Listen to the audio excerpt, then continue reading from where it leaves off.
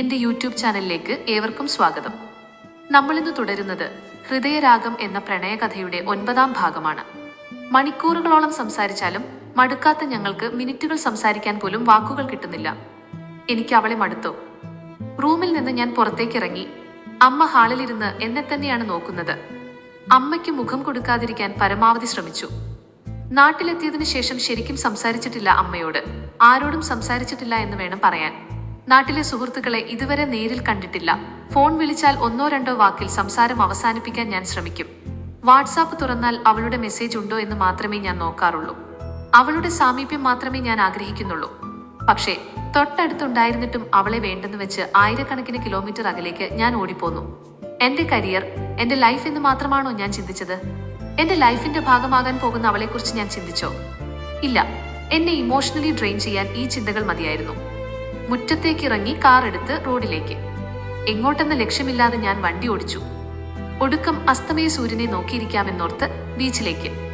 ബീച്ചിനടുത്തെത്തിയ ആൾക്കൂട്ടം കണ്ടപ്പോൾ എന്തോ അവിടെ ഇറങ്ങാൻ തോന്നിയില്ല. ഒടുവിൽ തിരക്ക് കുറവുള്ള ഒരു സ്ഥലം കണ്ടു. സൈക്ലിംഗ് ട്രാക്കും അതിനോട് ചേർന്ന് ഇരിപ്പിടങ്ങളുമുള്ള ഒരിടം. ഒരു സിമന്റ് ബെഞ്ചിൽ ഞാൻ ഇരുന്നു. ഞാൻ ഇരിക്കുന്നിടത്തു നിന്ന് അല്പം അകലെയായി മറ്റൊരു ബെഞ്ചിൽ ഒരു പെൺകുട്ടി ഇരിക്കുന്നുണ്ട്. അവൾ ആരെയോ പ്രതീക്ഷിച്ചുകൊണ്ടിരിക്കുകയാണെന്ന് കണ്ടാൽ മനസ്സിലാക്കാം, അക്ഷമയായി ഫോണിൽ നോക്കിക്കൊണ്ട്. ഇടയ്ക്കിടെ ദൂരെ നിന്ന് വരുന്ന ബൈക്കിലിരിക്കുന്നവരെ നോക്കുന്നുമുണ്ട്. ഞാൻ ശ്രദ്ധിക്കുന്നത് ആ കുട്ടിയും കണ്ടു. അധികം വൈകിയില്ല. അവൾ ഇരിക്കുന്നതിനരികിലായി ഒരു യമഹ FC ബൈക്ക് വന്നു നിന്നു. ആ കുട്ടിയെയും കയറ്റിക്കൊണ്ട് ദൂരേക്ക്. അവൾ എന്തോ അവനോട് ചെവിയിൽ പറയുന്നു. അവന്റെ മുഖത്ത് പുഞ്ചിരി പടർത്താൻ അത് ധാരാളം. സോഫിയ ആദ്യമായി എന്റെ ബൈക്കിൽ കയറിയ ദിവസം ഞാൻ ഓർത്തു. അവളെയും കൂട്ടി ആദ്യമായി ബീച്ചിൽ പോയതും മണൽപ്പരപ്പിൽ തമ്മിൽ സംസാരിക്കാതെ ഇരുന്നതും എല്ലാം വർഷങ്ങൾക്ക് മുമ്പ് കഴിഞ്ഞതുപോലെയാണ് എനിക്ക് തോന്നിയത്. ഞാൻ അവളെ വല്ലാതെ മിസ് ചെയ്യുന്നു. ഇതിലും കൂടുതൽ എനിക്ക് പിടിച്ചു നിൽക്കാനാവില്ല. ഞാൻ ഫോൺ എടുത്ത് സോഫിയയെ വിളിച്ചു. അവൾ എന്റെ ഫോൺ പ്രതീക്ഷിച്ചിരിക്കുകയായിരുന്നു. ആദ്യത്തെ റിങ്ങിൽ തന്നെ അവൾ എടുത്തു. സോഫിയ, ഐ ആം സോറി ഡാ, എനിക്ക് പറ്റുന്നില്ല ഇങ്ങനെ. നീ എന്റെ അരികിൽ വേണമെന്ന് തോന്നുകയാണ് എപ്പോഴും. ഞാനൊരു വിതുമ്പലോടെയാണ് അത് പറഞ്ഞത്. അവിടെ മൗനം മാത്രം. എന്തെങ്കിലും ഒന്ന് പറയൂ. വീണ്ടും മൗനം.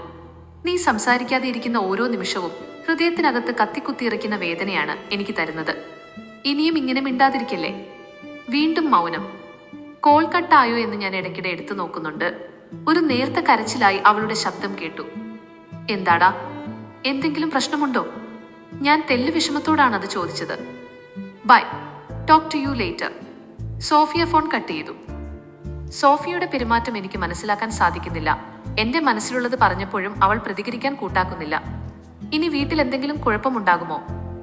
ഇല്ല. അങ്ങനെയായിരുന്നെങ്കിൽ അവളത് പറഞ്ഞേനെ. ചിന്തകൾ ഒരു ചങ്ങല പോലെ തുടർന്നു പോയിക്കൊണ്ടിരുന്നു. എന്നെ അതിൽ നിന്ന് ഉണർത്തിയത് അവളുടെ മെസ്സേജ് നോട്ടിഫിക്കേഷനാണ്. Let us break up. We are not right for each other. Message വായിച്ച് എനിക്ക് തല കറങ്ങുന്നത് പോലെയാണ് തോന്നിയത്. എന്റെ കാലുകൾ നിൽക്കുന്ന ഇടത്തെ മണ്ണ് മുഴുവൻ പോയി ഏതോ ഗർത്തത്തിലേക്ക് വീണു പോയിക്കൊണ്ടിരിക്കുന്നത് പോലെ.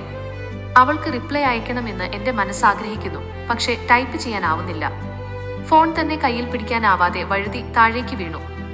ബെഞ്ചിൽ നിന്ന് താഴേക്കിറങ്ങി കാൽമുട്ടുകൾ നെഞ്ചോട് ചേർത്ത് മുഖം പൂഴ്ത്തി ഞാനിരുന്നു. തൊട്ടുപുറകിൽ റോഡാണെന്നോ അരികിൽ ആളുകളുണ്ടെന്നോ എനിക്ക് ഓർമ്മ വന്നില്ല.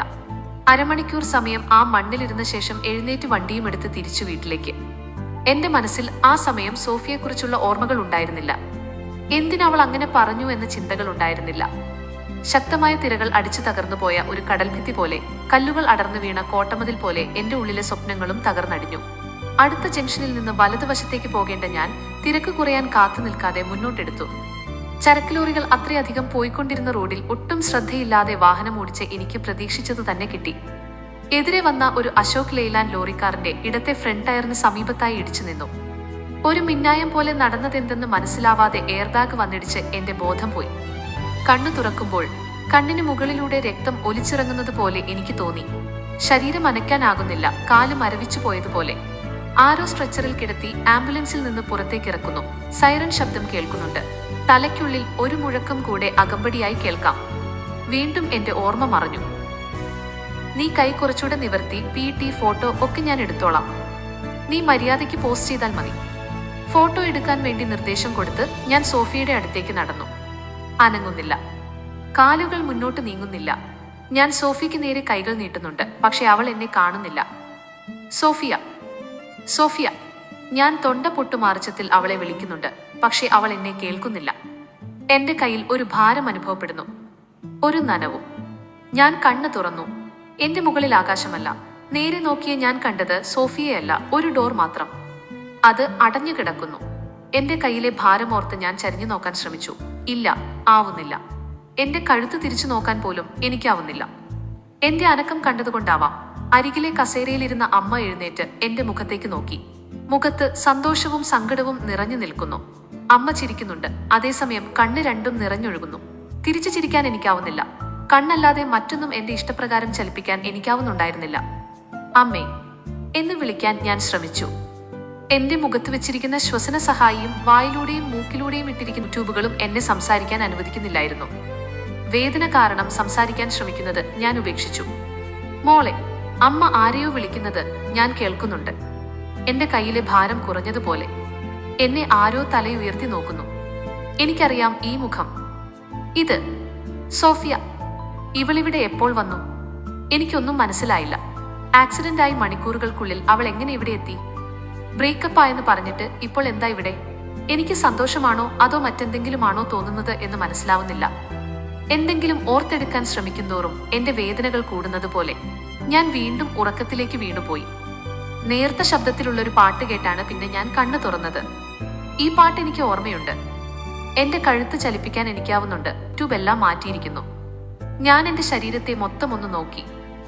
എന്റെ വലതുകാൽ പ്ലാസ്റ്റർ ഇട്ടിരിക്കുന്നു.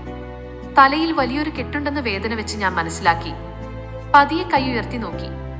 വലതുകൈയിൽ മരുന്ന് കയറ്റാനായി കുത്തിയിരിക്കുന്ന സൂചി ഇടതു കൈപ്പത്തിക്ക് മീതെ ടേപ്പ് ഒട്ടിച്ചിട്ടുണ്ട്.